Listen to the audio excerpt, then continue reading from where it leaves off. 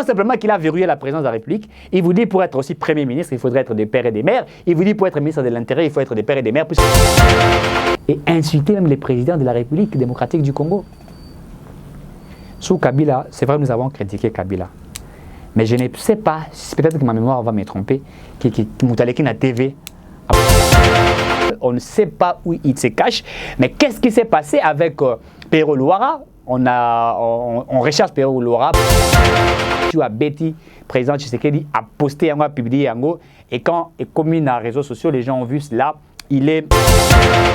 Bonjour à tous, merci d'être avec nous pour parler, pour réfléchir, pour décrypter l'actualité qui est actuellement en République démocratique du Congo. Bonjour pour certains, bonsoir pour les autres. Nous allons parler, Yambo Cannabiso, République démocratique du Congo. Premièrement, nous allons parler de la crise qui existe aujourd'hui entre les Kassaïens et les Katangais, entre les Kassaïens et ceux du Grand Bandundu. On aurait appris, j'ai été informé qu'au niveau du Grand Bandundu, il y a certains Kassaïens qui ont été tabassés. J'ai appris au niveau des Tchikapa, certains du Grand Bandundu ont été tabassés par les Kassaïens. Pratiquement, il y a un problème. Et il s'est pourrait que 750 militaires ont quitté le militaire du Kassaïen, qui ont quitté le Kasaï pour arriver au Katanga. Nous avons suivi Francis Mouyouma qui a adressé une question orale, n'est-ce pas, je crois, au sénateur, au bureau du Sénat, au sénateur, pour que sénateur, pardon, discuter en gros, qu'est-ce qui ne va pas autour de ça? Qu'est-ce qui est en train d'être fait? Au-delà de ça, on va aussi parler de l'élection au Salema, à niveau gouverneur, vice-gouverneur. Aussi, il faudrait écouter ce que, comment il s'appelle, celui du Congo central, il faudrait que le Congo, comme un système, il y a fédéralisme, c'est-à-dire que chaque province est comme autonome, a une autonomie à gestion. Il dit que ça ferait en sorte qu'il y ait le développement, il y a la province, au lieu de tous les etc. On va essayer de discuter là-dessus, mais il ne faudrait pas oublier que Pero Luara est introuvable, on ne sait pas où il se cache, mais qu'est-ce qui s'est passé avec Pero Luara? On recherche Pero Luara pour ses allégations. Qu'est-ce que Pero Luara a dit pour qu'aujourd'hui, à la rechercher? Et nous avons suivi la vidéo de Pero Luara. Il a fait la vidéo où? Et nous allons vous dire de certaines révélations pour comprendre réellement là où Pero Luara a enregistré une vidéo naïe, puisque à Salaki émission naïe, à Sidi Sikosa Lango, à commune à ville province de Kinshasa, à Bongisi Magamion, Senasima, 2 jours après, à Zuvol, à Bimi. Donc, selon les informations à ma possession, Luara n'est pas en République démocratique du Congo, Luara est ailleurs. Il n'est pas au Congo et il a fait sciemment, expressement. À sa vidéo, il m'a Kati parti à Betty, président Tshisekedi, a posté, a publié, et quand il commune à réseaux sociaux, les gens ont vu cela, il est également recherché. La Mouka, il organise, je crois, un sitting, ça doit être demain devant l'Assemblée nationale, mais au-delà de ça, il y a aussi le FCC qui organise une marche de contestation. Pourquoi? Ils veulent qu'il y ait un consensus. C'est la même chose que la Mouka fait. La Mouka sitting devant l'Assemblée nationale, c'est pour qu'il y ait un consensus, un dialogue où ils vont parler des élections, ils vont débattre là-dessus, etc. Ils disent qu'il ne faudrait pas que nous discutions des élections au sein des institutions. Il faudrait aller loin des institutions, entre les acteurs politiques, là pour qu'ils puissent trouver un consensus, afin que qu'il n'y ait pas d'élections. Sans ces dialogues, sans ces discussions, en tout cas, il n'y aura pas de bonnes élections, ou il n'y aura pas des élections pour certains. Ils disent qu'il existerait une crise au sein des institutions. Il faudrait que les acteurs politiques se mettent autour d'une table, en discutent, en débattent, et c'est ce qu'ils veulent. Mais on va commencer d'abord, messieurs, dames, avec cette vidéo de M. Pero Luara. Suivez d'abord la vidéo de M. Pero Luara, puisque je voudrais, avant de pouvoir analyser cela, que vous compreniez réellement le fond. Je sais que certains disent le fond de la culotte, ou certains disent la profondeur. Boyo Kanan ou Bimaki Nakati a discours tout lobeli à Pero Luara, et puis nous nous retrouvons après pour décrypter ces allégations. Très bien, vous avez suivi, n'est-ce pas, cette vidéo où Pero Luara était conscient de ce qu'il faisait. Je commence d'abord par ça, avant d'entamer les dossiers du Kasaï, des Kassaïens et les autres, etc., puisque c'est aussi un dossier très important, il faudrait que nous puissions en parler. Pero Luara a enregistré cette vidéo où Pero Luara a enregistré une vidéo dans Grand Katanga. Et selon les informations de notre possession, et si Pero Luara a enregistré cette vidéo dans la résidence de Moïse Katumbi. Selon certaines sources, ils affirmeraient que cette vidéo a été enregistrée dans la résidence officielle de Moïse Katumbi na Katanga. Pero Luara a enregistré Kiyango, où il a tiré à bout portant. Vous savez, on parle de la liberté de l'expression. C'est vrai, je crois que c'était entre le 3 ou le 4, si ma mémoire ne va pas me tromper, Journée internationale de la presse. On dit que la presse a la liberté de parler, tout ça, etc. Oui, la presse a cette liberté de parler, liberté à banquette, liberté de donner ses points de vue, mais la presse n'a pas la liberté ou la liberté de pouvoir insulter ou de pouvoir dire n'importe quoi sans vérification, puisque étant un intellectuel, quand vous voudriez tenir déjà des allégations, il faudrait vérifier d'abord la source et vous dire, est-ce que ce que je dirais est conforme, est-ce que ce que je dirais causera bien? La liberté de l'expression est garantie par tout le monde. Nous pouvons parler, nous pouvons critiquer, c'est de la liberté. Mais si aujourd'hui je me tiens, même si ce n'est pas contre le président Félix Tshisekedi, même si c'est contre un frère ou contre quelqu'un de la Mouka ou quelqu'un, je ne sais pas moi, un Congolais, bref, si je tenais des allégations où il m'avait contrarié pour atteindre sa personnalité ou salir son image, eh ben, il peut me traduire en justice. Et s'il a mené des preuves que n'atteindre ma allégation m'avait contrarié, eh ben, je suis obligé de répondre devant la justice. Et c'est une obligation de pouvoir le faire. Alors, Pero Luara, des fois, il réfléchit. À ça, la décryptage politique, il fait des analyses, à Denosaka, certainement nous voyons, il y a des choses, ouais, à Lobaka, il parle contre le régime Tshisekedi, il critique, nous suivons, c'est là des fois, certaines personnes émettent leurs réflexions, c'est bien bon, il est libre de donner ses points de vue, puisque lui, pour lui, il est journaliste proche de Moïse Katumbi, et ça nous le connaissons, personne ne peut nous dire ici que Pero Luara est un journaliste neutre, puisque aujourd'hui, il faudrait faire comprendre à certaines personnes que le principe qu'on voudrait nous mettre de la neutralité en principe n'existe pas. Il y a toujours le chaud et le froid. Même dans la Bible, c'est prescrit. Soit on est de la gauche, soit on est de la droite. Quelqu'un ne va même pas vous confirmer qu'il est juste. Ça n'existe pas. Alors, comme certains, comme les Christian Bouessembe qui sont proches du pouvoir, comme les autres, le Pero qui sont avec Katumbi, comme les autres qui sont avec Kabila, etc. Pero a enregistré cette vidéo-là dans la résidence de Moïse Katumbi. Et il a fait cette vidéo consciemment, connaissant les tenants et les aboutissants. Mais dénoncer ce que le régime Tshisekedi est en train de faire, ce n'est pas une chose mauvaise. Il faudrait dénoncer quand ça ne va pas. Et c'est même ça faire une politique réfléchie. Une politique réfléchie, c'est cette politique où quand ça marche, on dit ici ça va. Quand ça ne marche pas, ici on dénonce et on apporte des pistes de solutions. Certainement, c'est vrai. Certains analystes politiques et d'autres font des dénonciations. Nous le voyons ce qu'ils font. C'est la liberté, la Constitution nous a garanti dans l'article 23 de la Constitution. Si vous lisez, on vous parle de la liberté de l'expression. Vous lisez l'article 22, on vous parle de la liberté de l'opinion, on vous parle de la liberté des images. Quelqu'un est libre de brandir des images s'il n'est pas totalement d'accord avec ce qui s'est fait. Récemment, vous allez vous rappeler, quand il y a la guerre à l'est de la République, ils décident, ils vont brandir ces dessins pour dire, ces dessins signifient réellement que ça ne va pas au Congo, il y a peut-être crise à l'est, on viole les enfants. Et c'est une liberté qui est garantie, tout le monde peut le faire. La Constitution nous garantit cette liberté-là. Mais est-ce que la Constitution nous garantit la liberté d'insulter ? Puisque quand j'ai été sidéré quand j'ai écouté certains qui ont dit que Pero Luara n'a pas insulté. Vous avez suivi la vidéo. Quand il parle même de la libido, il dit que le président a un sentiment, il y a sexualité exagérée. Comment vous pouvez aller toucher même l'intimité de quelqu'un, venir sur la place publique pour dire que le président a une libido exagérée? Et vous avez, comment dirais-je, détruit l'image d'une institution président de la République. Et vous l'avez fait consciemment. Si Pero Luara n'avait pas insulté, je crois qu'il aurait dû faire cette vidéo-là et puis attaquer la Kinshasa, dans la République démocratique du Congo. Pourquoi Pero Luara n'est pas en République démocratique du Congo? Il en a fait sciemment et puisqu'il a été envoyé. Et nous allons vous dévoiler la vérité pourquoi Pero Luara l'a fait. Pero Luara, selon les informations de notre profession, il a été payé pour tenir cette vidéo. Pourquoi? Il s'agit d'une guerre politique actuelle, messieurs, dames. Guerre politique, moi, ça dans la République démocratique du Congo. Quelle est cette guerre politique? La majorité de ceux qui sont au sein de l'Union sacrée, n'est-ce pas, font des propositions de loi. Et ces propositions de loi, notamment où la loi que nous parlions, la loi Ntingi, ou la loi des verrouages de haute fonction de souveraineté, qui est la loi de Noël Tchani, portée par Ntingi. Noël Tchani vous dit, pour être président de la République, il faut être congolais des pères et des mères, n'est-ce pas? Comme lui n'est pas député national, Tingi Pouloulou a porté cette loi-là au niveau de l'Assemblée nationale, mais il en a encore réajusté. Tingi en a ajouté encore certaines choses pour lui. Non simplement, il faut qu'on ait la Congolais des pères et des mères, mais il faut pas l'appeler moi si, à la Congolaise des pères et des mères. Au-delà de ça, Tingi Pouloulou, la lobby, si tu veux être président de la République ou candidat président, il faut au moins une fois député national, au moins une fois sénateur. il a raffiné la proposition et vous savez ce qui s'est fait au niveau de l'Assemblée nationale, des débats sur la loi électorale. Alors, lors de cette loi électorale, il y a eu des débats. D'abord, il faudrait dire que le G13 a fait une proposition et dans la proposition, il a parlé des 18 réformes de la loi électorale. Si vous lisez les 18 réformes de la loi électorale, vous comprendrez qu'il se cache beaucoup de choses très pertinentes, très importantes dans la réforme de la loi électorale. Alors, Ntsenge Pouloulou est certain de l'union sacrée.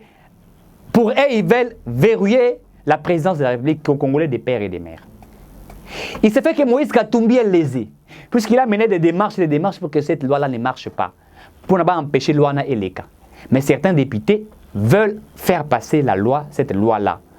Ils veulent que les députés votent un pour Leka. Et Katumbi sait que ce qui Luana et Leki, il sera bloqué, il ne sera pas candidat président. Rappelez-vous, à un certain moment, il a quitté Kinshasa, la RDC, il est allé chez le juif pour dire aux juifs qu'au Congo, on m'empêche d'être président de la République. Certains nous ont brandi que Katumbi est zambien, d'une mère zambienne, voilà, et son père est juif. Ils ont dit qu'il n'a jamais été congolais, ni de père ni de mère, mais il se pourrait qu'il est né au Congo, il se pourrait qu'il a fait ses affaires au Congo. Alors, Katumbi va devenir candidat président. Avant, il faudrait le dire, Katumbi avait donné sous Kabila, appelé ça Kabila carton jaune, sous carton rouge, il voulait être président de la République. Kabila l'a empêché pour qu'il ne le soit président. Akima Kenda exil, vous savez tout ce qui a été fait et tout.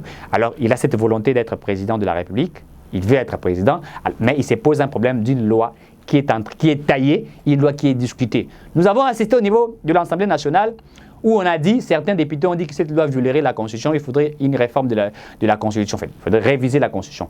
D'autres, Tingui a dit, écoutez, si la loi Noël Tiani, certains articles demanderaient à ce qu'il y ait modification de la Constitution, il a essayé de réajuster certaines choses pour que cette loi soit conforme à la Constitution, puisque là, il s'agit de la question des nationalités. Qui est congolais et qui ne l'est pas? Je crois que dans la Constitution, il y a 3 mécanismes pour que l'on puisse définir qui est congolais ou qui n'est pas. On parle des Congolais par naturalisation, par acquisition et tout ça, où on parle de jus sanguis, le lien du sang, toutes ces choses-là sont détaillées au niveau de notre Constitution. Je crois la loi, il y a une loi organique qui détermine même les conditions d'éligibilité, les conditions de la nationalité congolaise. Tout a été fait, mais Tingui Noël Tiani pour lui, il a motivé sa pensée, ses réflexions. Il dit, depuis 1997, lorsqu'il y a eu l'entrée de l'AFDEL, les Rwandais ont pris la possession en RDC, ils sont devenus des généraux, certains ont été nommés des ministres, certains sont des mandataires des entreprises. Bref, si aujourd'hui il existerait la guerre à l'est de la République, cette guerre qui n'est finie pratiquement pas, pourquoi? Puisque pour lui, l'infiltration est comme un assommé à l'État Yagosaranate. Alors, protégeant la RDC, Tchani veut à ce qu'on applique la loi que nous appelons la loi des pères et des mères. Certains appellent ça la loi de la congolité, alors que lui dit, dans ces discours que nous avons suivis, que cette loi n'est nullement la congolité. Pourquoi les gens appellent ça la congolité? Ils veulent faire allusion à l'ivoirianité. Rappelez-vous de la loi de l'ivoirianité qui avait créé un problème en Côte d'Ivoire, qui est ivoirien et qui ne l'est pas. Et ça avait créé des morts, il y avait eu des scandales en Côte d'Ivoire. Alors pour Noël Tiani, il ne faudrait pas parler de la congolité, il ne s'agit pas d'une question de congolité, mais il s'agit d'une question de verrouillage des hautes fonctions de souveraineté. Il faudrait verrouiller, choisir qui doit être président. Est-ce que la proposition de Noël Tiani violerait la Constitution ou est-ce que la proposition de Noël Tiani est une mauvaise proposition qu'on ne peut pas adopter? Certains parleraient de la discrimination. Et je vais simplement vous dire, ça peut peut-être choquer les gens, toutes les lois du monde sont discriminatoires. Il n'y a aucune loi qui existerait qui ne discrimine pas. Je prends l'exemple en Égypte. En Égypte, les Égyptiens le savent, pour être président là-bas, il faut être égyptien des pères et des mères et aussi épouser une femme égyptienne des pères et des mères. Je prends l'exemple de l'USA. Aux États-Unis, on vous dit pour être américain, il faut être né au sol américain. Vous pouvez être américain des pères et des mères, mais au beau temps en France, tu ne peux pas rêver un jour de devenir président des États-Unis. Tu ne peux pas rêver. L'exemple, vous avez Arnold Schwarzenegger, que nous appelons Commando, qui lui est des pères et des mères, il se pourrait qu'il soit des pères et des mères américains, mais il n'est pas né au sol américain, il est devenu même gouverneur d'une ville aux USA, n'est-ce pas? Mais il ne peut même pas rêver être président des États-Unis. C'est une discrimination positive. Et aux États-Unis même, pour être dans l'agence de la sécurité, la CIA, l'agence Mosusu et tout ça, il faut être américain d'origine. C'est-à-dire de pères américains, des mères américaines et nés sur le sol américain. Puisque comment tu peux être dans un service, il y a renseignement, comme la CIA, la haute service de sécurité, mais ne pas être américain. Ça n'a pas de sens. Alors, il y a des choses qu'ils ont verrouillées.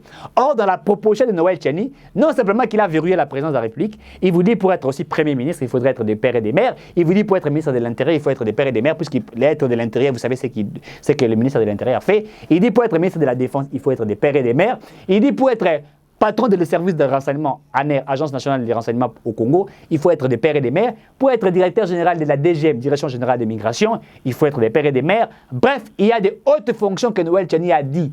Et il a proposé, il veut que l'on puisse adopter cela pour Noël Tchani. C'est une question de la souveraineté de notre pays. Il faut protéger la République démocratique du Congo. Mais comme Katumbi, son souci majeur, c'est de devenir président, il s'est approprié de cette loi pour dire, eh bien, Noël Tchani a élaboré la loi pour m'empêcher d'être président de la République, et qu'il se pourrait que Tshisekedi est derrière la loi, et qu'il se pourrait que l'IDPS est derrière la loi, et on voudrait l'empêcher. Eh bien, Moïse Katumbi ne dort pas. Il a aussi multiplié ses stratégies et que nous allons dévoiler ici. La première des stratégies. Au départ, je vous ai parlé ici de la guerre entre les Kasaïens et le Katangais, le Kasaïen et le Grand Bandundu. Ça a commencé d'où? La sortie médiatique de cette dame que nous appelons Dominique Munongo, reçue par une dame exceptionnelle et intelligente que j'apprécie beaucoup, journaliste, Kimuntu, n'est-ce pas? On lui a posé quelques questions sur le Kasaïen, etc. Cette dame a répondu pour dire, eh bien écoutez, il faudrait que les Kasaïens partent construire chez eux au Kasaï. Il dit chez eux au Kasaï. Nous sommes des Yékés, chez nous, nous ne mangeons pas les chiens. Nous sommes habitués de vivre avec les chiens. Alors que les Kasaïens, quand ils viennent chez nous, ils mangent le chien, et nous ne voulions pas de ça, et que les Kasaïens partent chez eux, ils viennent inonder notre province. Ils doivent aller construire chez eux. Certains Congolais ont décrié ce qui est Dominique Munongo à Lubaki, Balubité. Cette dame ne peut pas tenir de telles allégations. Dire que les Baluba doivent aller chez eux construire. C'est vrai que le Kasaï est une province des Baluba. Il faudrait les dire, les Baluba. C'est une province de Yabangu. Mais la République démocratique du Congo a 26 provinces. Un Kasaïen, même quand il est au Bandundu, c'est chez lui au Congo. Quand il est à l'Équateur, c'est chez lui au Congo. Un Katangais, quand il est vers le nord Ubangi ou le sud Ubangi, c'est chez lui au Congo. S'il est à Kindu, c'est chez lui au Congo. Alors, dire qu'ils quittent le Katanga, puisqu'ils viennent chercher le travail au Katanga, qu'ils partent construire chez eux, puisque nous n'avons pas la culture de manger les chiens, et qu'eux ont la culture de manger les chiens, certains ont dit que c'était des insultes. C'est vrai, même s'il faut dire à certains compatriotes pour dire vous êtes ressortissants d'eux, puisqu'on identifie les Congolais, c'est ça la logique aujourd'hui. Tel est Kasaïen, tel est je ne sais pas moi qui, on essaie d'identifier les Congolais par rapport à Batribi Nabango, certainement, c'est la politique congolaise qui nous a menés à cela. Mais vous ne pouvez pas interdire, n'est-ce pas, à un Kivusien, n'est-ce pas, qui est né au Congo central, ou qui vit au Congo central, ou qui a des entreprises au Congo central, de vivre au Congo central. Il faudrait éviter ce genre de choses où nous avons vécu à l'époque sous Mobutu, où on a chassé les Kasaïens. Vous vous rappelez de ce qui a été fait. Péasonamba Bakyungu, où on a massacré les Kasaïens. Rappelez-vous même à l'époque, c'est monsieur que j'aime bien, cet écrivain Pichi Banda, que j'aime beaucoup, que j'apprécie beaucoup, qui nous a même relaté l'histoire, ou qui a écrit un livre où il a parlé comment on a chassé les Kasaïens du Katanga, comment ils sont morts en cours de route, ce qui a été. En fait, nous ne voulions plus vivre cette scène-là, puisque le Congo est indivisible. Pourquoi commencer maintenant à réveiller, n'est-ce pas, cette culture de dire à certains, telle est de telle province, telle est de telle province. Tout ça n'a pas été. Namoni de konanga bandundu aye koluka musale pa nanga la tune non elora liboso attaque na ibite kaza mutabandu mais na tune question liboso oza wapi. Est-ce qu'il c'est important de demander à quelqu'un quand vous voulez l'embaucher s'il est d'où? Est-ce que c'est important pour que l'on construise au Katanga, il faut nécessairement être katangais? Est-ce qu'il est nécessaire ou bien urgent pour construire, je ne sais pas moi, dans quelle province, Tanganyika ou je ne sais pas quoi? Il faut simplement être ressortissant de là. Est-ce que chaque Congolais n'a pas le droit de construire partout où il vit? Il faut simplement faire référence pour dire telle est de telle province, telle est de telle province. Alors, on a demandé, certains Congolais ont demandé à Dominique Munongo de retirer ses allégations. On a vu même un journaliste, Israël Mutombo, qui a demandé à cette dame de retirer. Mais la dame n'a jamais retiré ses allégations. Et au contraire, elle a été soutenue par ceux de l'ensemble. Olivier Kamiteto a soutenu tous les ressortissants, même ceux qui se disent les Yékés. ont tenu des allégations pour dire nous soutenons cette dame et que cette dame n'a insulté personne et qu'il faudrait la protéger. Tout a commencé par ça. Pourquoi? Il fallait susciter cette guerre-là maintenant aujourd'hui entre les Balouba et les Katangais. Pourquoi? Puisque on dit que la loi Noël Tchani est la loi des Balouba. Comme c'est la loi des Balouba, il faudra aussi susciter quelque chose pour qu'il y ait maintenant affrontement entre les Balouba et les Katangais. Et comme ça, dans ça, eh ben, ça va déstabiliser les institutions. Et par là, on va écarter d'office la loi Noël Tchani pour dire que c'est la loi de Noël Tchani qui cause la séparation. On appelle ça une loi séparatiste. Certains le disent comme ça. Si vous suivrez Francis Kalombo, les autres, ils ont toujours dit que cette loi sépare. Donc pour elles, c'est une politique aujourd'hui qu'ils ont mis en place. Combattre la loi Noël Tchani, suscitant, n'est-ce pas, une guerre, la guerre du tribalisme qu'on a suscité aujourd'hui, afin que cette guerre est comme à la scène politique, et comme à la place publique, et par là, ils vont mettre de côté la loi Noël Tchani. Au-delà de ça, ils ont organisé une marche au Nachopo, où certains Congolais ont marché pour dire la loi de Noël Tchani ne peut pas passer, la loi de Tingazali, loi Moko Eza Kabulaba Congolais, tout le monde a droit d'être président de la République, que vous veniez de Tanzanie, que vous veniez du Burundi, que vous veniez je ne sais pas moi de quelle terre, vous êtes libre, la Constitution vous donne la liberté d'être président, vous pouvez gérer la RDC comme vous pensez. Ça, c'est ce qu'ils ont tenu. C'est pas ça la marche Wana. Alors, comme Tsingé est en train de booster, parce qu'il faudrait que nous nous disions la vérité. Moïse Katumbi est au sein de l'Union sacrée. Mais à chaque moment, il dit, nous n'allons pas partager les bilans avec Félix Tshisekedi. Comment êtes-vous au sein de l'Union sacrée, puisque vous êtes dans une majorité présidentielle, il faudrait le dire, la majorité présidentielle, vous êtes en train de travailler avec le président Félix Tshisekedi, mais comment vous ne voulez pas partager les bilans alors que vous êtes avec Tshisekedi? Et si vous remarquez bien, messieurs, dames, tous les conseillers de Katumbi, je dis bien tous les conseillers politiques de Katumbi, ou conseillers juridiques, etc., Bango Nyon n'a sorti médiatique na Bango, attaquent le président Félix Tshisekedi. Ils attaquent le président Félix Tshisekedi matin, midi et soir. Alors, pour maintenant aller un peu plus loin, on fait appel à un journaliste que nous connaissons bien, Pero Louara, qui est journaliste de Moïse Katumbi depuis bien longtemps, acheté par Katumbi, et il fait la communication. Ce n'est pas un problème. Faire la communication d'un acteur politique n'est pas interdit. Si cet acteur politique vous paye, vous êtes rémunéré par mois pour faire sa communication. C'est là, la déontologie journalistique n'interdit pas à un journaliste d'être communicateur de quelqu'un, etc. Non, il peut faire sa communication, il peut faire passer ses activités politiques. Cela n'interdit pas. Alors, qu'est-ce qui se passe? Pour que l'on crée l'instabilité politique actuellement, parce que je vais faire un raccordement pour vous montrer qu'aujourd'hui les acteurs politiques disent qu'il y a une crise des institutions, puisque nous parlons français. Quand on parle d'une crise, il faudrait déterminer réellement la crise. La crise, ça veut dire qu'il y a l'instabilité, que tout ne marche pas. Voyez-vous, certains disent qu'il y a la crise, il faudrait aller autour d'un dialogue, et c'est autour de ces dialogues-là qu'il faudrait tout définir. C'est-à-dire, redéfinir Nini. Certains vont définir ce qu'on parlerait des élections, d'autres vont définir, etc., ou je ne sais pas moi quoi, ce qu'ils veulent. Alors, qu'est-ce qui s'est fait? On prend Pero Louara. Foutelier billet jusqu'au Nakatanga. Il organise une émission où on l'a donné de l'argent. Il a été payé selon les informations de notre possession, puisque je suis allé faire des investigations. Katumbi a payé de l'argent à Pero Louara pour que Pero Louara choque l'opinion et qu'il puisse dénoncer. Si vous suivez, messieurs, dames, les discours tenus par Pero Louara, vous comprendrez que ces messieurs étaient bien préparés. Il a tenu des discours, il a insulté du début jusqu'à la fin. Il a certainement, il y a des critiques que nous avons trouvé, des critiques qui devraient apporter une solution. C'est-à-dire quand quelqu'un donne certaines choses qui ne marchaient pas, il y a des choses qu'il a dites qui ne marchaient pas. Mais au-delà de ça, il fait ce qu'on attend par outrepasser des limites. Lorsque vous tenez pour dire que le président a exagéré avec on appelle ça les libido, ces sentiments exagérés, c'est-à-dire qu'il parle même de la sexualité indirecte du président de la République, tenez de telles allégations devant le monde entier, et vous parlez de qui? Pas d'un président, mais vous tenez de ces allégations contre une institution président de la République. Je me pose la question. Si Kabila était président de la République, est-ce que Pero Louara pouvait-il tenir ce genre de discours sous la gestion de Kabila et être en vie ou être encore en train de marcher C'est la question fondamentale que je me pose.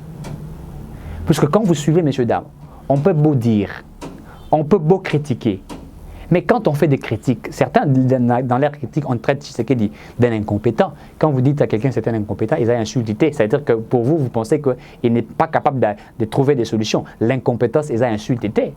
N'est-ce pas? Ça ne peut pas choquer quand vous dites que Tshisekedi est un incompétent. Ça ne peut pas choquer. Mais quand vous allez pour commencer à toucher la vie privée d'un chef de l'État, en l'insultant d'une manière bien préparée, bien canalisée, eh bien, c'est là, reste à désirer, puisque là, nous sommes tellement inquiétés.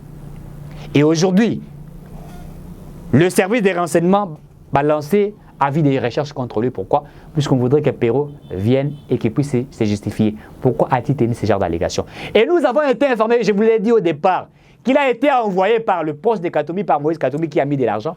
Et selon nos informations, c'est Moïse Katumbi qui aurait payé les billets à Perrault Louara de quitter la RDC. Au moment où nous vous parlons, Perrault Louara n'est pas au Congo. Perrault Louara, il est quelque part caché, protégé par Moïse Katumbi. Katumbi a mis des moyens et on l'a fait sciemment pour protéger. Du fait qu'on va protéger Perrault Louara, au-delà de ça, on va qualifier les régimes de Tshisekedi de quel régime? Vous rappelez-vous, sous Kabila, on parlait des exilés politiques. Des personnes qui étaient aussi arrêtées, d'autres qui ont fui pour leur liberté de parler. Alors, comme on cherche, au Biso Lubara, Bazar Oluka, Sili, Nalibandi, Yamutu, alors que Moutazan Nalibandi, on n'a jamais Sili, Nalibandi, Yamutu, c'est difficile de voir cela. Il faudrait maintenant créer ce qu'on attend pour des exilés politiques. Barnabé Bin Karoubia, etc. Vous rappellerez qu'il avait fui le Congo, Barnabé Akima, dans dossier, il y a sous compte, il y a Banque Centrale. Rappelez-vous, on vous parlait, on disait, il y a pratiquement plus de 100 personnes.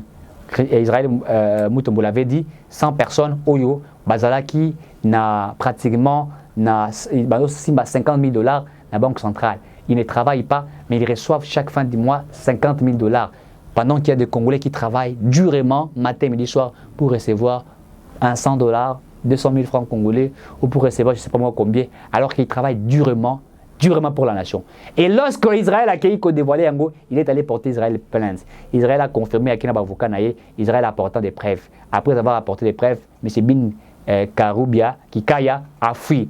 Akima na bakotsa soki na saki ya mafuta mbila ikinda Angola, à partir d'Angola, qui est Portugal, et il s'est retrouvé en Portugal ou dans je ne sais pas moi dans quel pays, et à partir de là, il a commencé à tenir des allégations. Et il s'est dit aujourd'hui, il est exilé politique. Alors que quand Israël Moutombo a apporté des preuves, c'est là démontré. Et on a même coupé cette connexion-là. Rappelez-vous, Bakata Connexion, au terre politique congolais, plus de 100 personnes, il y avait la liste. Au Bandé Kozoa, 50 000 $, messieurs, dames. Les gens qui ne travaillaient pas, mais qui recevaient 50 000 $. Il s'est retrouvé aujourd'hui comme un exilé, il s'est dit exilé politique. Et maintenant, c'est la même chose. Un journaliste qui a quitté le Congo pour avoir insulté le président de la République, il va se présenter comme un exilé politique. Et maintenant, il est financé par Katumbi. C'est Katumbi qui est en train de rassurer sa sécurité. Il faut dire que la femme de Perrault et ses enfants, Bazarana Congo, lui s'est préparé en conséquence. Il a fui, il est parti, mais il a laissé une vidéo. Messieurs, dames, tout ça, puisque Moïse Katumbi n'est pas d'accord avec ce qui est en train d'être fait. Mais moi, je vais dire une chose, messieurs, dames. Quand on n'est pas d'accord avec quelqu'un, on les quitte officiellement. On ne peut pas dire que je ne suis pas d'accord avec quelqu'un et rester avec lui. Ça n'existe pas. Si Moïse Katumbi veut être candidat président de la République, eh bien, il doit le faire comme M. Matata Ponyo. Je vais parler un petit peu aussi de M. Matata Ponyo. Il doit faire comme M. Matata Ponyo. Matata Ponyo a quitté Kabila, il a créé son parti politique LG, je crois, 2, leadership, si c'est gouvernement ou quoi, là, de développement, je ne sais pas moi quoi. Il a dit carrément qu'il est candidat président. Alors, comment voulez-vous être candidat président de la République, être au sein de l'Union sacrée, soutenir le président Félix Tshisekedi? C'est une chose et son contraire. Il faut s'assumer. Fayulu lui a dit qu'il n'est pas d'accord avec Félix Tshisekedi. Il est libre, il est dans l'opposition. Mozitu a dit qu'il n'est pas d'accord avec Félix Tshisekedi. Il est libre, c'est une liberté. Nous, on n'interdit pas à Mozitu de dire qu'il est dans l'opposition. Mais quand Katumbi, tu es au sein de l'Union sacrée et que tu combats les présidents au sein de l'Union sacrée. Écoutez, ça s'appelle la malhonnêteté intellectuelle ou la bestialité intellectuelle. Parce que quand on est intellectuel, quand on n'est pas d'accord avec quelqu'un, il faut le dire, eh bien, je ne suis pas d'accord avec toi, je te quitte, Naro Salara et paye le Konangai. Mais Katumbi ne le fait pas. Il ne le fait pas, il est au sein de l'Union sacrée, mais il utilise des stratégies pour empêcher la bonne gouvernance. Messieurs, dames, il doit être vrai Il y a une guerre qui est née, où les gens de Katumbi ont fait pour créer. Et cette guerre-là, on veut maintenant inciter, puisqu'on veut parler de l'instabilité des institutions. Et cette guerre-là, et le moins nakati ya Kasai na Katanga, et Kotiti nakati ya Grand Bandundu. Comment le même Kassaïen doit avoir des problèmes avec ceux du Grand Bandundu, le même Kassaïen doit avoir des problèmes avec ceux du Katanga. Ça n'a pas de sens. Le Kassaïen, ce n'est pas le Kassaïen, en principe, ce n'est pas un peuple, pas la population morote, la guerre avec certaines personnes. Non. Mais il y a des acteurs politiques qui ont profité de ça, puisqu'ils veulent créer de l'instabilité. Et au-delà de ça, certains prétendent déjà qu'il faudrait, comme la gestion du fédéralisme, c'est-à-dire que chaque province ait l'autonomie à gestion à Bango, c'est le chef de l'État, et insulter même les présidents de la République démocratique du Congo. Sous Kabila, c'est vrai, nous avons critiqué Kabila. Mais je ne sais pas, peut-être que ma mémoire va me tromper, que Moutaleki na TV, Abaniko Finga Kabila a fingi, a étalé nudité, a étalé Bolumbu et qui reste vivant. Je ne pense pas. Je ne crois pas. Puisque nous filmons dans l'opposition, comme je l'ai toujours dit, nous savons ce qui s'est passé au niveau de l'opposition. Quand aujourd'hui certains peuvent tenir toutes des allégations qu'ils peuvent tenir, aujourd'hui nous avons la liberté de l'expression, il faudrait les dire, que nous parlions, que nous faisions des débats, que lorsqu'il y a marche, il y a eu des marches que nous faisons. C'est vrai qu'à un certain moment, nous avons assisté lors de la marche de la Mouka à quelque chose que moi je suis en train de déplorer, c'est que les policiers ont fait, ce n'était pas quand même favorable puisqu'il fallait laisser la Mouka faire sa marche. Mais attention, il faudrait que certains aussi apprennent que lorsque le militaire, les policiers, il y a outrepassé certaines choses, vous devriez à un certain moment vous arrêter. Nous le voyons en France, aux États-Unis. La population a reçu la marche, mettons le peuple a Banga, la police arrête. Rappelez-vous ici, récemment, élection en France, entre Macron et Marine Le Pen, élection Salami. Mais j'ai été étonné de voir qu'il y a le combattant de Le Pen qui réclamait la vérité des urnes. Mais la liberté, elle est faite pour tout le monde. Et mais nous avons vu les policiers arrêter, les policiers taper. C'est le travail aussi de la police. La police est là pour sécuriser la population et c'est bien pour mettre de l'ordre. Quand il y a des gens qui font ce qu'on attend la résistance face à la police nationale, mais ils ont des instructions de protéger l'État. Pour que ceux qui, imaginez, na marche na bango basalaki, baké na l'Assemblée nationale, non seulement bazako critiquer, bazako loba, mais comment qui prie à cause de banga roba na l'Assemblée nationale. L'autre fois, il pour nous dénoncer l'allégation à Vincent Karega. C'est que nous avons aimé. Karega avait insulté le Congo. Il fallait dénoncer. Mais ils sont arrivés. Et Pengalobi, Bozama Banga wana Bobamba. Babebisa, ambassade à Rwanda, na Congo, Bazama Banga Babamba. Et que l'État congolais, même s'il n'est pas d'accord avec les allégations de Vincent Karega, qu'il autorise aux citoyens congolais à Rosama Banga et à Rubamba Nanine. Non, ça n'a pas de sens. L'État doit s'imposer. L'État doit interdire. Ça aussi, c'est le travail de l'État. Messieurs, dames, il faut que ça s'arrête. Le Congo doit rester un et indivisible. On ne peut pas aujourd'hui créer de l'instabilité politique puisqu'on veut de ses intérêts. On ne peut pas créer cela. Nous ne sommes pas d'accord avec ce qui se passe.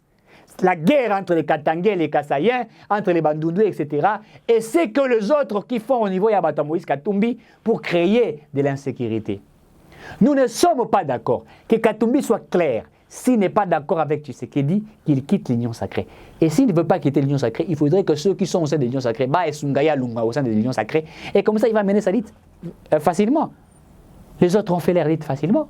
Pourquoi créer de l'instabilité? Nous sommes à peu près à quelques temps pour les élections. Je parlais de la loi électorale. J'aurai un temps dans mes prochaines émissions pour que nous parlions, que nous disions réellement les 18 réformes de la loi électorale. Nous allons parler de une par une de la réforme. Nous allons comment dirais-je, analyser ou décrypter article par article de la réforme de la loi électorale. Puisqu'il faudrait que nous participions aux élections. Les élections libres, transparentes et apaisées. Mais est-ce qu'il faut nous amener un débat sur la scène publique, un débat, il y a Oazam Congo, Oazam Swahili? Nous n'avons pas besoin de cela. Que Dieu bénisse les RDC, Congo et Bonga. Merci à Thierry qui a été derrière la caméra et à la prochaine.